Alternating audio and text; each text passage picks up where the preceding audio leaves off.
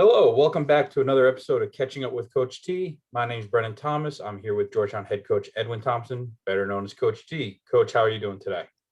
Doing well, doing very well. Just packing up, getting ready to head out to play Seton Hall this weekend. Awesome. Well, we're looking forward to watching. Um, let's go back a little bit. Last time we talked was a week ago. You guys had just found out your midweek game was canceled against UW. I kind of want to talk about that a little bit going into a weekend series against Creighton. You guys did win the finale, but it was a bit of a slow start to the weekend offensively. How important are those midweek games? Not only for repetitions in the short season, you guys are a little behind the eight ball, but also to maintain momentum from the weekend before where you guys had such a great week against St. John's. How important was it missing that game against UW? I don't know. Sometimes I can look at those games, but I think with us, we ran into two really, really good pitchers against Creighton. I mean, you can argue it want midweek game or not. Those guys were 93, 96 miles an hour with really good secondary stuff, which allowed our hitters not to have success. That would have been if we had a game or not, in my opinion. They were just really good. And that happens sometimes. And I think the momentum part of it, we played a great weekend against St. John's, but we haven't had time to practice. So you can look at it, for us, it was a great opportunity for us to practice some things we hadn't had a chance to really get into. Obviously, 9 days of practice before our season started. So, yeah, in general, you like to have that momentum, that game. We got to play an inter-squad game that day. It's not the same, but we got the reps. And I think that's the most important thing with this group is getting reps. So the more we can get, the better in general. But, 5 games in a week is a lot, however you cut it and slice it. So. Right. Okay. Well, on Sunday, you guys ended the weekend with another great late inning comeback win, winning 3-2 in 10 innings. Exciting finish. Hasn't necessarily been the start to the season that everyone wanted, but what has it shown to see that late game resiliency from your team?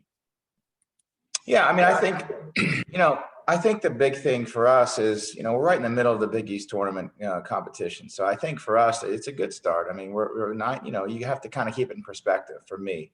And I think playing some of the top teams in our league preseason wise and to come out of that, in a competitive manner, to be in a good spot, to be in a postseason, that's our objective, to get to the conference tournament whenever it gets to the regionals. So, everything's right in front of us, from that standpoint. I'm excited about that. I'm proud of that, where we're at. And, having to be basically on a road game every single time, those things are going to allow some resiliency. And our kids are tough, and our kids have been battle tested, just what they have to deal with and what they've been going through. And I'm really proud of how they don't give up. And if we're down, we find ways to come back and compete. And I think that just shows who they are and what they've been doing all year long. And I think that's going to continue to be who we are as a program. But just, really happy for the kids on Sunday. It was so many great moments to have that type of a victory against a really good team, and so to do that and to finish out and not give up on a Sunday says a lot about who we are. Right. We can talk all about the walk-off win, the 10th inning drama and all that stuff, but you wouldn't have gotten there if it wasn't for your starting pitching. And we're talking about Nolan McCarthy, who went 8 magnificent innings, in my opinion. Two-run ball. He retired 12 straight at one point, faced a minimum over his last 5 innings. What have you seen overall from his first couple starts and even, his non-starts where he's been great out of the bullpen? Yeah, and if we turn double play, he goes 9 innings. Let's put that in the second and the third inning. If we turn double play, he goes 9. At 2-0, we win, and that's a big deal. And I think what we've seen out of him is kind of what we thought when we talked about him. And he's older, he's got confidence, he has command of all 4 of his pitches. He really attacks the zone. He's not scared. All those things matter, and I think having a guy like that on a Sunday each year is who's going to be the most consistent at the plate, out of the bullpen, as a starter, to get to know what you're going to kind of get in a year of uncertainty. It's been pretty good to have him on a Sunday and moving him into that role, which he's earned. Right. He's been fantastic to watch. And, like you said, he's been pumping strikes, which is great. Want to dive a little deeper on Nolan. He's a grad transfer from D3 Occidental College out in Los Angeles.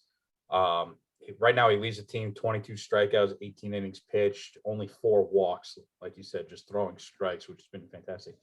You played at multiple levels during your collegiate career. Can you talk about the transition that he's going through, going from a D3 school to D1, and how much more impressive that makes the start he's having right now? Yeah, I think what a lot of people don't realize, and I coached Division III for 6 years, and I played at different levels.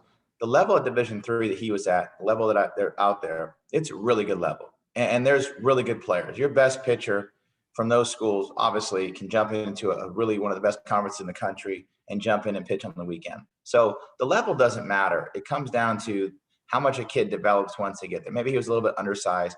Maybe he wasn't as he didn't grow. Those things happen, and I think that's kind of what the great thing about this year or any year for kids is to have that opportunity to explore and to see what they can do from a higher level. And the level I think doesn't come down to it. It comes down to guys that can pitch and guys that can hit. Andrew DeRosa, another Division III guy, who was on the rotation. It was early in the year, so all of those things have to factor in. But I think that the transition, the biggest part, just initially believing that you can do it, and once you do that, it's just like I'm back to pitching like I know how to pitch since I've been doing it since I was little. So I think he got over that in our preseason area and had a little bit of a rough start, to be honest, and that's why we didn't have him in the rotation. But once he got those moments in the game, he was clearly, obviously, doing what he's been doing. So it's been fun to see that progression in that little span that we've had. Well, if it's progression, I can't wait to see what comes further down the road after what he's done the last couple of weekends. So, all right. Well, going back to the field for this year. Yesterday, tough loss against good George Washington team down in Arlington. You guys had a lead for most of the game. GW came back late. It happens.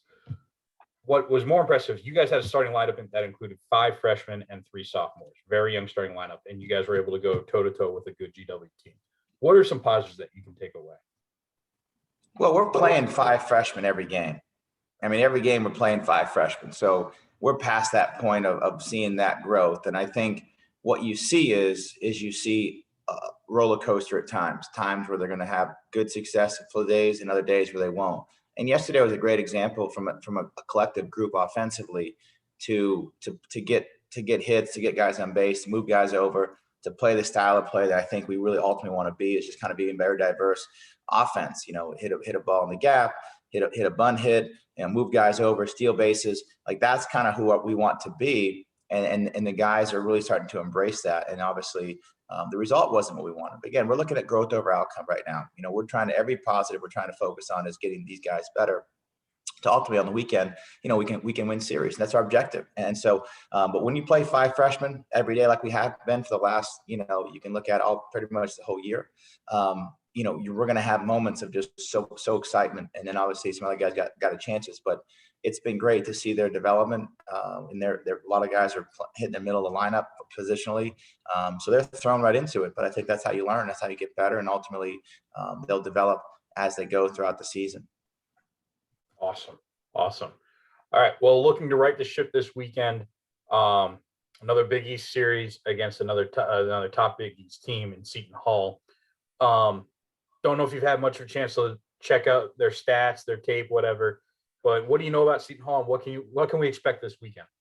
Yeah, I mean, again, another good team. I mean, we faced every team that's right now is ahead of us, which is great because it's all in our control from a getting to the conference tournament. So we like that. I think that's what we're striving to do, and we ultimately they're having a great year, and their offense is very balanced. They run a lot more than any team that we've seen so far. So we've had to make sure we're prepared for that. Offensively, they got 4 or 5 guys that can really swing it. They have 3 to 4 arms. I mean, listen, this is the Big East. There's no easy weekends. There's none. I mean, it's a top 10 RPI league for a reason. And so we have to just know we have to control what Georgetown does. And if we do that, we'll be in every single ball game. If we pitch, play great defense, and have timely hitting, there won't be a time where we're like, oh, we're not in the game. And I think that's kind of been our model, is when we do that, we're in a good spot. If we only have 2 out of the 3, the other team's going to have to help us out to keep us in the game. But when we've done those 3 areas and thrown strikes and playing good defense, we're in every game. And then the results will hopefully come through and we'll win the series and get back on the bus and come back here for another road game on Tuesday or Wednesday. Awesome. All right, Coach. Well, enough of your time for today. Go get packed. Go have a safe trip up to Seton Hall. And thanks for taking the time. Good luck this weekend. Always good. Thanks so much. Go Hoyas. Awesome. Thanks. And for all your Georgetown news, Georgetown baseball news, stick to gohoys.com. We'll talk to you next week.